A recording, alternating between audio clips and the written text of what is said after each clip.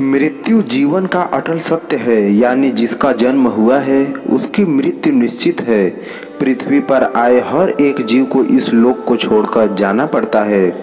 भगवान कृष्ण ने भी गीता उपदेश में आत्मा को लेकर कहा है कि शरीर नश्वर होता है और आत्मा अमर होती है, यानी मृत्यु के बाद शरीर भले ही नष्ट हो जाता है लेकिन आत्मा जीवित रहती है।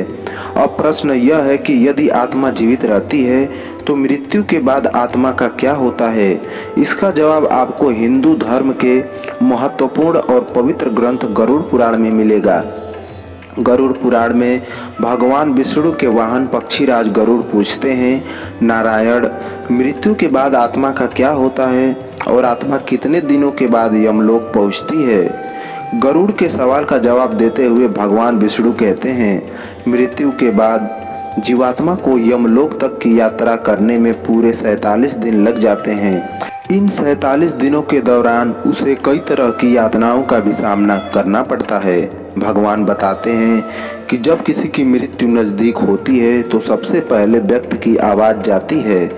इसके बाद मृत्यु से कुछ समय पहले ही व्यक्ति को दिव्य दृष्टि प्राप्त होती है, जिसमें मनुष्य सारे संसार को एक रूप में देखने लगता है और इस तरह से उसके शरीर की सभी इंद्रियां शिथिल हो जाती हैं। जब व्यक्ति की मृत्यु हो जाती है तो यमलोक से 2 दूत आते हैं और दूतों को देख आत्मा शरीर का त्याग कर बाहर निकल जाती है।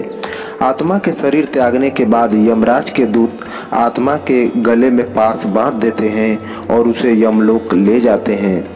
मृतक व्यक्ति ने यदि अपने जीवन में पाप कर्म किए होंगे तो यमदूत पापी आत्मा को गर्म वायु और अंधेरे रास्ते से यमलोक ले जाते हैं और मार्ग में उसे कई तरह की यातनाएं झेलनी पड़ती हैं। इसके बाद आत्मा को आकाश मार्ग से वापस उसके घर छोड़ दिया जाता है। कहा जाता है कि मृत्यु के बाद मृतक की आत्मा अपने परिवार वालों के साथ पूरे 13 दिनों तक रहती है और मृत्यु के बाद होने वाली अंतिम क्रियाओं और रस्मों को भी देखती है। 13 दिन बाद जब आत्मा का पिंडदान, 13वीं और ब्राह्मण भोज आदि किया जाता है तो इसके बाद यमराज के यमदूत आत्मा को फिर से लेने के लिए आते हैं। इसलिए हिंदू धर्म में किसी की मृत्यु के बाद 13वीं और 10 दिनों तक पिंडदान करना जरूरी माना जाता है, क्योंकि इससे आत्मा को यमलोक तक की यात्रा करने के लिए शक्ति मिलती है। लेकिन इसके बाद भी यमलोक तक की यात्रा आत्मा के लिए आसान नहीं होती है। जब 13 दिनों के बाद यमदूत आत्मा को यमलोक से लेने के लिए आते हैं तो आत्मा को सबसे पहले बैतरणी नदी पार करनी पड़ती है। इस नदी को गंगा नदी का ही रौद्र रूप माना जाता है। यह नदी लाल रंग की होती है क्योंकि इसमें आग की लपटें निकलती रहती हैं। नदी पार करते हुए आत्मा को खतरनाक जीवों का दंश भी झेलना पड़ता है।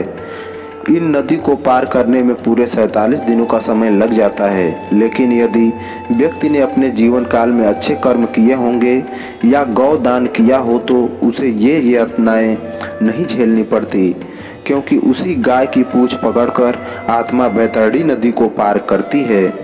बैतरणी नदी को पार करने के बाद जब आत्मा यमलोक पहुंचती है तो यहाँ यमराज उसके कर्मों का लेखा जोखा करते हैं। इस तरह से जीवन काल में किए कर्मों के अनुसार यमराज आत्मा को स्वर्ग या नरक में भेजते हैं। इसलिए व्यक्ति को अपने जीवन में हमेशा अच्छे कर्म करने चाहिए, क्योंकि अच्छे कर्मों का फल न सिर्फ जीवन बल्कि मृत्यु के बाद भी मिलता है। मृत्यु के बाद आपके कर्म ही आपके साथ जाते हैं।